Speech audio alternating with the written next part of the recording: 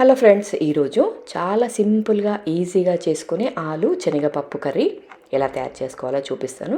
చాలా సింపుల్గా చేసుకోవచ్చండి. టేస్ట్ మాత్రం అద్భుతంగా ఉంటుంది. తప్పకుండా ట్రై చేయండి. దీన్ని మీరు అన్నంలో కానీ చపాతీకి పూరికి అయినా సరే అండి, చాలా బాగుంటుంది. తప్పకుండా చేసుకోండి.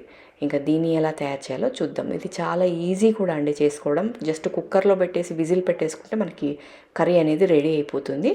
సో తప్పకుండా ట్రై చేయండి. సో ఇంకా దీన్ని ఎలా తయారు చేయాలో చూసేద్దాం. ఫస్ట్ దీనికోసం మనం ఇలా కుక్కర్ పెట్టుకొని, కుక్కర్లో చేద్దాం అనుకున్నాం కదా, కాబట్టి కుక్కర్ పెట్టుకొని కుక్కర్లో కొద్దిగా ఆయిల్ వేసుకోండి.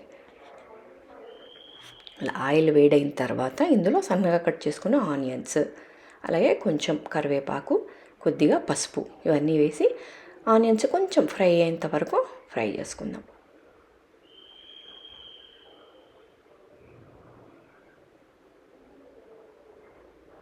సో మనకి ఏ కర్రీ అయినా సరే ఆనియన్స్ కొంచెం ఫ్రై అయితే ఆ టేస్ట్ అనేది చాలా బాగా వస్తుందండి. కాబట్టి ఫస్ట్ మనం ఆనియన్స్ని కొంచెం చూసారు కదా, ఈ మాత్రం ఫ్రై చేసుకుంటే టేస్ట్ బాగుంటుంది. ఇలా ఫ్రై అయిన తర్వాత ఇప్పుడు కట్ చేసి పెట్టుకున్న ఆలుగడ్డ, ఇక్కడ నేను ఒక 3 ఆలుగడ్డలు తీసుకున్నాను. మీకు వాటిని బట్టి మీరు ఆలుగడ్డ తీసుకోండి. అలాగే ఒక 3 టమాటాలు. ఇప్పుడు ఇందులోనే కొంచెం ఉప్పు, అలాగే కొంచెం ధనియాల పొడి, అలాగే మీ స్పైసీకి తగినంత కారం ఇవన్నీ వేసి, అలాగే నేను ముందుగానే ఉడికించి పెట్టుకున్నానండి శనగపప్పు. జస్ట్ మీరు శనగపప్పులో కొద్దిగా నూనె, పసుపు వేసి ఉడికించుకోండి అంతే. ఇంకా దాంట్లో ఉప్పు అవన్నీ ఏమి వేయాల్సిన అవసరం లేదు. జస్ట్ శనగపప్పు, కొద్దిగా నూనె, పసుపు ఇవన్నీ వేసి ఒక 2 విజిల్ పెట్టి ఉడికించుకోండి. అది కూడా వేసేస్తున్నాను ఇప్పుడే. అది మీరు నీళ్ళతో పాటు వేసేయండి. మనం ఉడికించుకునేటప్పుడు నీళ్ళు ఉంటాయి కదా శనగపప్పులో, ఆ నీళ్ళతో పాటే వేసేయండి. సో చూపిస్తున్నాను కదా, ఆ నీళ్ళతో పాటే అంతా వేసేసి కలిపేసి, ఇంకా కొంచెం మీకు ఏమన్నా నీళ్ళు తక్కువగా అనిపిస్తే ఇంకొన్ని నీళ్ళు యాడ్ చేయండి.